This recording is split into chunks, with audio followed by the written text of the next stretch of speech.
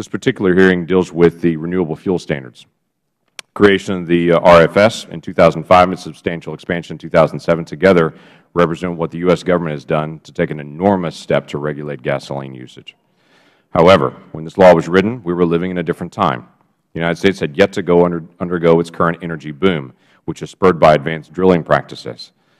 This was also before the recession and the reduced gas usage across the country and increased CAFE standards, which pushed down the demand for gasoline.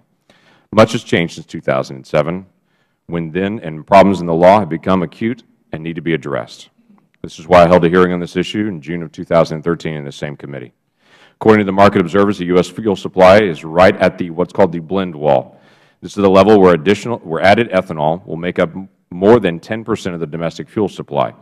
This is not sustainable under current conditions in the American automobile market. Many automakers will void warranties if motorists use this mixture, known as E15, in their cars because of the engine damage that it can cause. It can especially damage older cars, boat engines, and small non-vehicle motors. In my home state of Oklahoma, consumers are worried about using gasoline containing ethanol. In fact, gas stations in my district will advertise the sale of 0% ethanol gasoline, or will say 100% gas, to keep consumers at ease. And it's a very in-demand product. The lack of consumer demand, if not outright hostility to high ethanol blends, makes it more and more difficult for fuel makers to deliver a product that will actually sell. This constriction of the markets makes fuel prices increase, causing economic damage. At the gas station down the street from my house, there's a gas pump there that has E85 marked on the tank, on the pump itself, and a big logo and a big sign. But they don't sell E85 anymore there.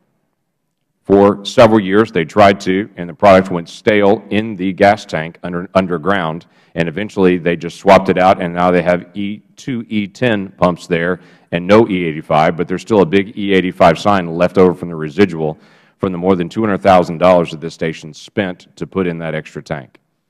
It's a common issue that's happening around the country, in my neighborhood and other places as well. Because the creation of the RFS was such a large undertaking, and the authors of this law knew that predictions for the future gas usage might not come true, the EPA was given waiver authority to waive or suspend RFS requirements.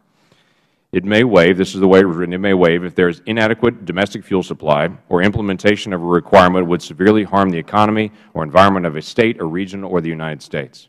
We are all aware what EPA can do to help with this problem, and we went over that in depth in 2013 in that June hearing. Starting with our hearing, Christopher Grundler, Director of EPA's Office of Transportation and Air Quality, subsequently appeared several times before Congress. Based on these appearances, I felt like we were making real progress. At his last appearance before Congress on this matter representing the agency, Mr. Grundler stated, "The truth is, we have hit the ethanol blend wall." This appears to be a clear acknowledgment of the problem to me. Shortly before this statement was made in November of 2013, EPA announced in its proposal for 2014 it would use its available authority to ratchet down the ever-increasing amount of renewable additives to our nation's gasoline and pull us away from the blend wall. The 2014 quantity for ethanol was scheduled to be released. The 2014 quantity for ethanol, the final one, was scheduled to be released November the 30th of 2013. We're now more than a year past that deadline. We've waited and we've waited to move from past proposed to final.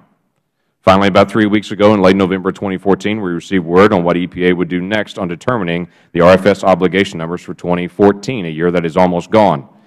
Mind you, we received this announcement with roughly 6 weeks left in the year of 2014. What did this announcement say? It said EPA would not issue its 2014 blending requirements until sometime in 2015.